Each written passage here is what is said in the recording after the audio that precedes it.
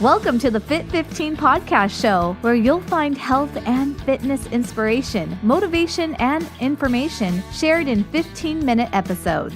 Tune in while getting a move on to make leading and enjoying the benefits of a healthy lifestyle almost too easy. It's the Fit 15. And now your host, Catherine Basu.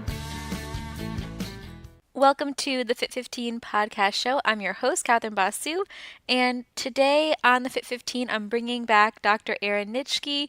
We chatted in yesterday's episode about breaking into the fitness industry and what types of certifications you want to look for and avoid, some exciting trends we're seeing in the fitness industry that are really going to impact the overall health of the people that those of us who work in the industry serve. And today, we are going to continue our conversation because I started getting Erin talking on this important topic for a little bit longer than I had intended, but it's very valuable and I wanted you to be able to hear this as well. So basically, in today's episode, we'll focus more on this question that many of you might have, and I've heard a few people ask me this, and that question is, how can you break into the fitness industry if you don't look the part? So Dr. Nitschke is coming back. I'm going to read her bio for you again for those of you who missed it. Don't forget to listen to the previous episode for more insights, and I hope you enjoy the continuation of our conversation today. Okay, so who is Dr. Erin Nitschke? She is an NFPT-CPT, NSCA-CPT, CPT stands for Certified Personal Trainer, an ACE certified health coach, fitness nutrition specialist, therapeutic exercise specialist, PN1 certified, that's Precision Nutrition certified, a Health and Human Performance College professor, fitness blogger, mother, and passionate fitness professional. She has over 15 years of experience in the fitness industry and college instruction. Erin believes in the power of a holistic approach to healthy living. She loves encouraging her clients and students to develop body harmony by teaching focused skill development and lifestyle balance. Erin is also the Director of Educational Partnerships and Programs for the NFPT. She is an editorial author for IDEA, NFPT, the Sheridan Press, and the Casper Star Tribune. You can visit her personal blog at belivestaywell.com. So, Erin, one thing that you said a little bit that we had talked about earlier before we started recording that I think is important is just this whole, for people that are thinking of breaking into the industry, I often will have, clients that had a transformation either through me or someone else, and because they know I'm a fitness professional, they'll say, I really want to, share my passion for the transformation I experienced with others, but I didn't have a huge weight loss transformation and I still have somewhere I want to go, or, I don't look the part. What would you say to someone that was feeling that way? I would say no one looks the part. Right. You know what the part looks like? The part looks like what's in our heads and what we're told and what we are exposed to in images. And I think visual literacy means something. And if you look at, the way certain things are promoted, and I think this is sage advice for anyone that is currently in the industry, is take a look at how you're promoting yourself. What message is your logo saying, or what message is on that flyer? What image do you have that might have the opposite effect? Instead of being inspirational, it's kind of that intimidating factor. Right. So I would say nobody looks the part, but can you, if you have a passion for helping people live a better quality of life and achieve their best life, that's the part. That's what matters. That's what all of us in the industry should be striving to do. And I think we kind of get into this cycle of, kind of this self-loathing and, oh my gosh, I don't look like this and I'm starting to age and this and that. And, I think part of that is human nature. Right. But I also think a huge part of it is this wonderful and miserable world of social media. Right. In some ways, I feel like, social media has caused us to compare ourselves even more so than before its indoctrination, before its appearance in our lives. And I think if you're someone that's interested, but you have that kind of like body image kind of concern, you would be so surprised if you went to a conference and saw that not everybody is like the stereotypical personal trainer, the hard body, the this or the that, or whatever image you have, they're real people. Yep. Yes, I'm not going to lie. There are some of them that you're like, oh, my Lord. Okay. I guess you do look like the stereotypical personal trainer, and that's great. That's good for them. There's the whole end of the industry that's the aesthetics end, right, where we get into like figure competitions and, bodybuilding and that type of a thing. And there's a place for it, for sure. But don't let that stop you from wanting to pursue something that you're so passionate about. Because once you get into it and you're at these conferences and you meet other professionals, you realize they're just like you. They like their pizza.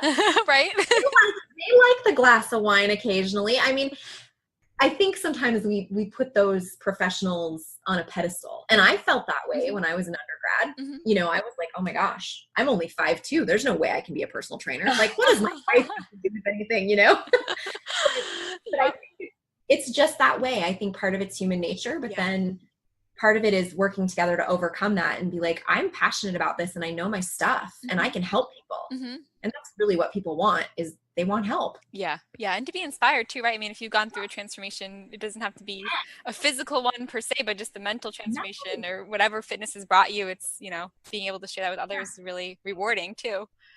Yeah. I think that is something that's very important is for clients. I think what attracts them to a personal trainer and what makes them stay and get inspired is knowing that personal trainer has had to work hard to get where they are, to go through some sort of transformation or to overcome a struggle.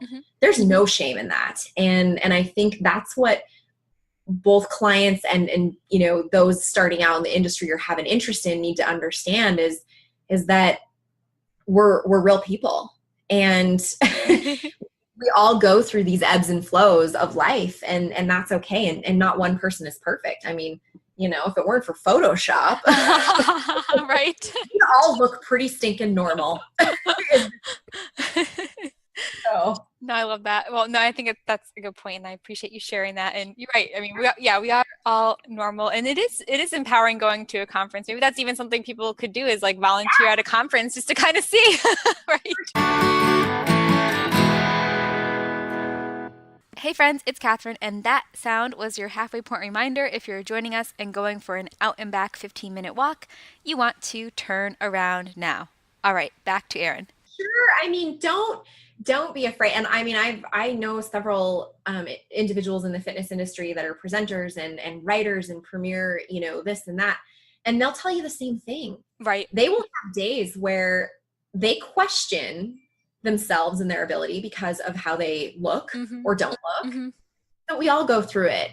And so the industry is not made up of some elitist group of, Stepford looking people.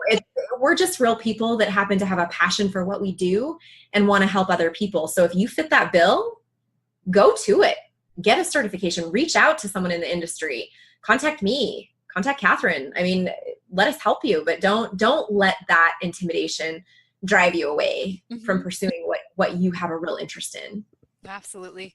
And I appreciate you. And I definitely am always open to helping, people, because I've found, there's been hard days in the industry, especially some of the gyms I had worked at, but there's been, but overall it's, I'm really grateful that I'm able to be a part of it, and, it's very rewarding. So for sure.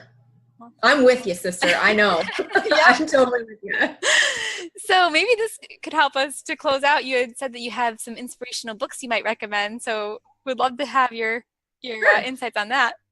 Sure. So, the inspirational books that I turn to are not your typical like fitness industry manuals. I have a ton of those, and really like some of my shelves on my bookshelf are sagging because I have way too many. It's kind of ridiculous. But some of the inspirational things, I think sometimes to get inspired, you have to look outside of the organization or the industry that you're in. I think that's really important. And one of them, it's by this author named Patty Dye. It's D-I-G-H. And the book is called Your Daily Rock. And I love it because it's just this little kind of collection of these cute little quotes and kind of directives for life. Like one of them is, look within or focus your attention. And it's got themes for the day, and it's dated. So you can flip to the day of the week, like today is June 12th, so I could go to June 12th and look at it, and it would tell me open the cage door. And there'd be a quote, and then it would give you in the morning, this is what you should do, and in the evening. It's kind of like a self-reflection journey, really.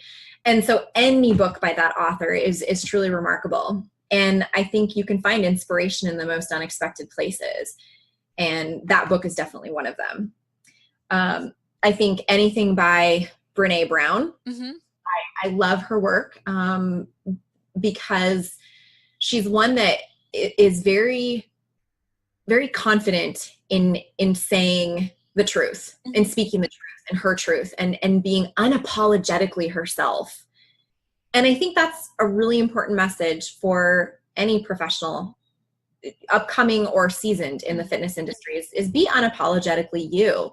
Be who you are, and deliver the promises that you make, deliver on those, and be that, meet your goal, and be continually committed to the why that brought you to the industry. And she's very good at reminding you of that message.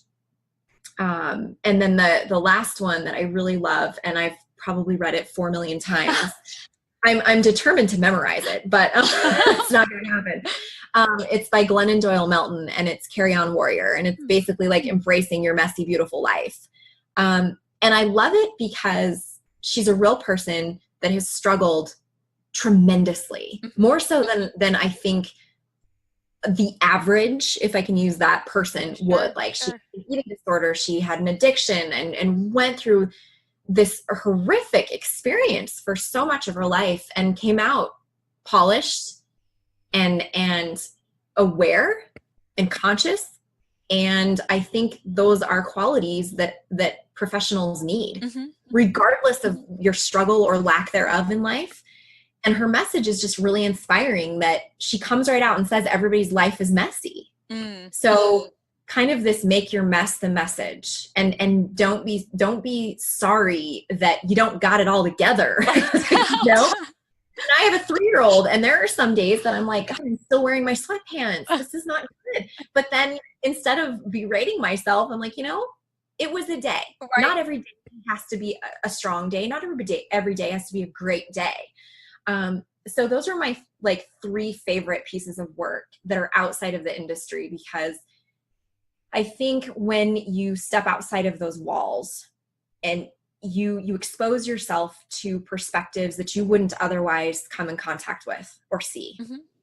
So you can definitely get inspiration inside of the industry itself. I mean, I definitely have my favorite premier authors that I turn to. Sure. But these books, it's just that little motivational, there's just a humanistic edge to it that I think is important, that's often absent when you're looking at content of your industry. Right. For sure. And it's just reminding you. Yep.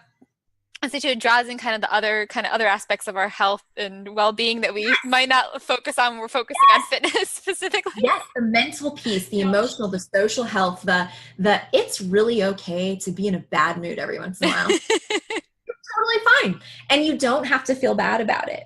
And so I like the realness that those authors and their works present, because it's literally real life. Like, here's this woman who had to overcome these enormous challenges that not everybody goes through. Right. And she's a national speaker. She's an advocate. She's an incredible writer. I'm just drawn to people that have that ability to string together 26 letters in such a beautifully poetic way. That's just that inspirational piece that you need. Yeah. So those are my favorites for sure. Awesome. No, I love it and appreciate you sharing those, and I'm excited to check them out and add them to my stack. Yeah, do it. They are amazing. And then, Erin, where can people connect with you if they want to, stay in touch? And I know you have your own personal website, so I'll put all this in the show notes, but just so people can hear it at least one time. Yeah. So I do have my blog. It's belivestaywell.com. And I do work for the NFPT. And so I have an email address there, but you can always reach out to my personal one. It's just Erin, M as in Marie, D as in dog, 03 @gmail.com.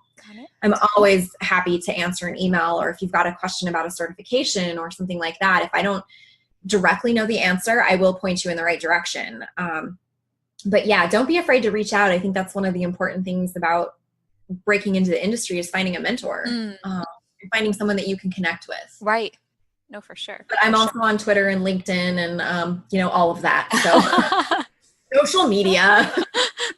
Yep. No, yeah. Sometimes I feel like I want to, not have to be on it, but then I know. stay on there. So it's kind of one of those necessary evils that can bring an equal amount of joy and disturbance.